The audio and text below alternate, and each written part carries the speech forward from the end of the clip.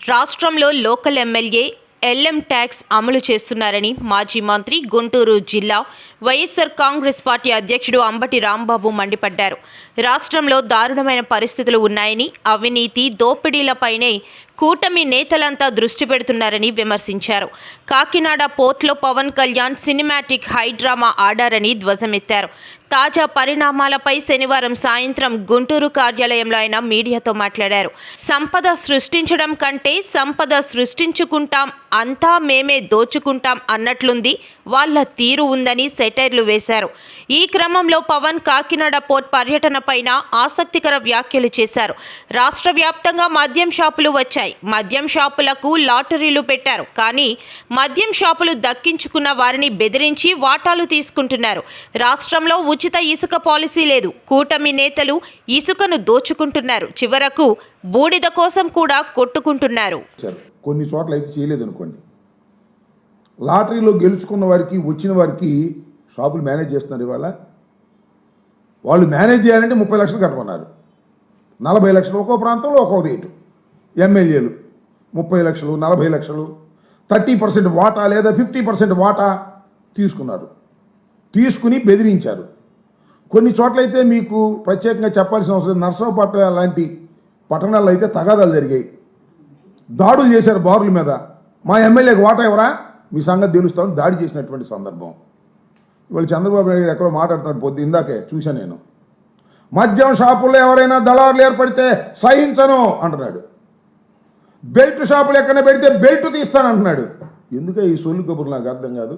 Mic ముందేమో అద్భుతమైనటువంటి సొల్లు కబుర్లు చెప్పేటటువంటి కార్యక్రమం. అసలు బెల్ట్ షాపు లేనిది ఎక్కడ చెప్పండి.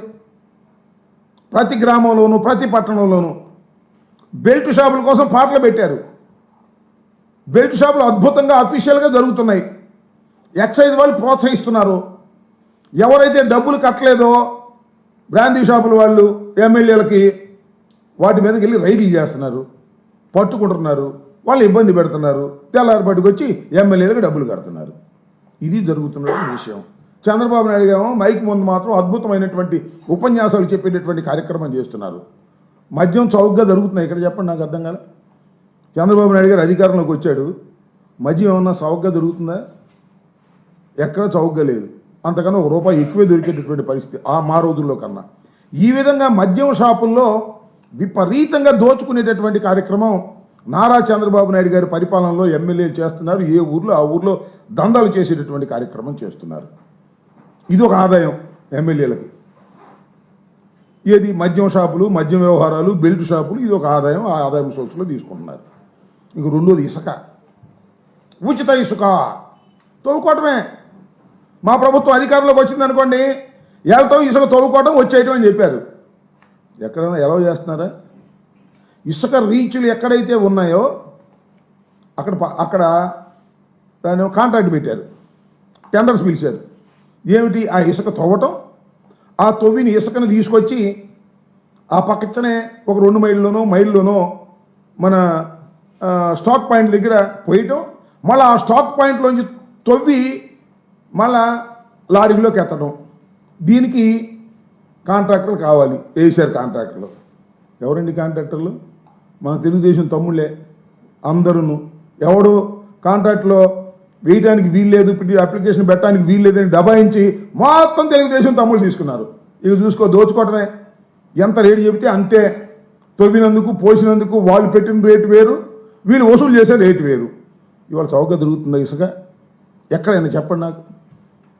ఉచిత ఇసుక చౌకగా దొరకట్లా.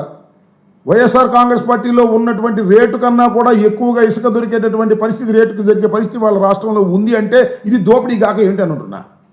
చంద్రబాబు నాయుడు గారి పరిపాలన వచ్చిన తర్వాత ఇసుకలో దోపిడీ. ఇంకో చిత్రం ఏంటంటే, మీరందరూ ఆశ్చర్యపోవాలి. బూడిద కోసం ఫైటింగ్, మామూలు ఫైటింగ్ కాదు. కడపకు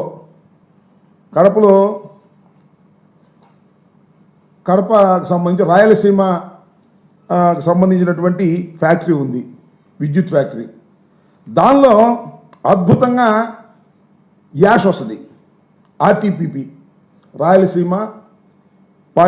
రాయలసీమకు సంబంధించినటువంటిది. దీనిలో 4000 టన్నులు ఫ్లై యాష్ ఉత్పత్తి అవుతుంది. ఈ బొగ్గుతో తయారు చేసే విద్యుత్ కాబట్టి బొగ్గు కాల్చేసిన తర్వాత దానిలో 4000 టన్నుల ఫ్లై యాష్, దాన్నే పాండ్ యాష్ అని కూడా అంటారు. ఆ యాష్ ఏం చేస్తారంటే తీసుకెళ్ళి మన సిమెంట్ పరిశ్రమల్లోనూ లేదా ప్రైవేటు పరిశ్రమలు, ఇటుకరాయ పరిశ్రమల్లోనూ, రాళ్ళు తయారు చేసే పరిశ్రమను వాడతారు ఈ ఫ్లై యాష్. దీని రవాణా కోసం ఇద్దరు తెలుగు తమ్ముళ్ళు, తెలుగు అంటే ఒక ఆయన పాత వైఎస్ఆర్సీపీ, పాత కాంగ్రెస్ ఆదినారాయణ రెడ్డి గారు, ఆయన ఈ పక్కనే జేసీ ప్రభాకర్ రెడ్డి గారు, ఇద్దరు మామూలు ఫైటింగ్ కాదు, బూడిద కోసం అద్భుతమైన ఫైటింగ్ చేస్తున్నారు. ఇద్దరు కొట్టుకునే స్థితికి వస్తే, రోడ్డు మీదకి వస్తే ఎస్పీలు, సిఐలు, పోలీసులు మొత్తం కాపలా కాసే పరిస్థితి. పెద్ద రాద్ధాంతమే చేశారు, కొట్టుకునే కార్యక్రమం చేశారు. తాడిపత్రి నుంచి లారీలు వస్తే ఊరుకోనని చెప్పేసి ఆదినారాయణ రెడ్డి, తాడిపత్రి నుంచి లారీలు వెళ్ళి మేము తీసుకురాకపోతే ఫ్లై యాష్ని దీని సంగతి తేలుస్తాం అని ఆయన ఎస్పీకి లెటర్ రాశారు డైరెక్ట్గా. అసలు ఆదినారాయణ రెడ్డి ఎవరు? ఆయనకి ఏం సంబంధం? ఆయన ఏ పార్టీ? నేను తెలుగుదేశం పార్టీలో మొట్టమొదటి నుంచి ఉన్నాను అని. దీంతో పెద్ద గందరగోళం అయిపోయింది. గందరగోళం అయిపోతే ఏం చేశారండి, చంద్రబాబు నాయుడు గారు ఇద్దరికి పంచాయతీకి పిలిచాడు. నిన్నే పాపం ఆదినారాయణ రెడ్డి వచ్చాడు, మన జేసీ ప్రభాకర్ రెడ్డి గారు రాలా, ఏం చేస్తావు చేసుకోమన్నాడు. నేను రానన్నాడు. ఇది చివరికి చంద్రబాబు నాయుడు గారు కూటమి తమ్ముళ్ళు ఆదాయం కోసం కుస్తీ పడుతుంటే, అరాచకాలు చేస్తుంటే, వారి మధ్యన పంచాయతీలు పెట్టే స్థాయికి దిగజారి ఇవాళ వైఎస్ఆర్ కాంగ్రెస్ పార్టీని అన్యాయాలు, అక్రమాలు, దోపిడీలు చేసిందని చెప్పేటటువంటి పరిస్థితికి చంద్రబాబు నాయుడు గారు మాట్లాడుతుంటే నవ్వాలో ఏడవాలో అర్థం కానటువంటి పరిస్థితి వాళ్ళ రాష్ట్రంలో ఉందని ఈ సందర్భంగా నేను చెప్పదలుచుకున్నాను. ఇంత దారుణంగా రాష్ట్రంలో ప్రతిదానికి LM tax, local MLA tax. వ్యాపారం చేయి, లోకల్ ఎమ్మెల్యేకి ట్యాక్స్ కట్టాల్సిందే. ఎల్ఎం ట్యాక్స్ లేకోకుండా ఏ నియోజకవర్గంలో అయినా ఏ వ్యాపారస్తుడైనా వ్యాపారం చేస్తున్నాడా? ఇది నారా చంద్రబాబు నాయుడు గారికి తెలియదా? నారా చంద్రబాబు నాయుడు గారు ప్రోత్సహించడం లేదా? లోకేష్ గారు ప్రోత్సహించడం లేదా? మొత్తం ప్రభుత్వ పరిపాలన అంతా గాలికి వదిలేశారు. వైఎస్ఆర్ కాంగ్రెస్ పార్టీ మీద పడ్డారు. YSR Congress party social media మీద పడ్డారు, అరెస్టులు చేస్తున్నారు. అవినీతి అక్రమాలకు మాత్రం అంతు లేకోకుండా పరిపాలన చేసేటటువంటి దౌర్భాగ్యమైన పరిస్థితికి ఇవాళ ఈ రాష్ట్ర ప్రభుత్వం దిగజారిపోయి అనేకమైనటువంటి మాటలు మాట్లాడుతున్నారు. అదే కాదు, ఈ ఆదినారాయణ రెడ్డి గారు వాళ్ళ నియోజకవర్గంలో ఆదానికి సంబంధించినటువంటి ఒక ప్రాజెక్టుని కట్టేదానికి రిత్విక్ కన్స్ట్రక్షన్స్ అంటే సీఎం రమేష్ కన్స్ట్రక్షన్స్ వాళ్ళది ఒక కాంట్రాక్ట్ తీసుకున్నారు. ఆయన దాన్ని సివిల్ వర్క్స్ ప్రారంభిస్తుంటే, సివిల్ వర్క్స్ ఎలా ప్రారంభిస్తావు, మా ఎమ్మెల్యే గారికి డబ్బులు కట్టాల్సిందే అని ఆదాని కంపెనీ అయినా సీఎం రమేష్ కంపెనీ అయినా సరే డబ్బులు కట్టండి మేము ఒప్పుకోము, కప్పం కట్టండి మేము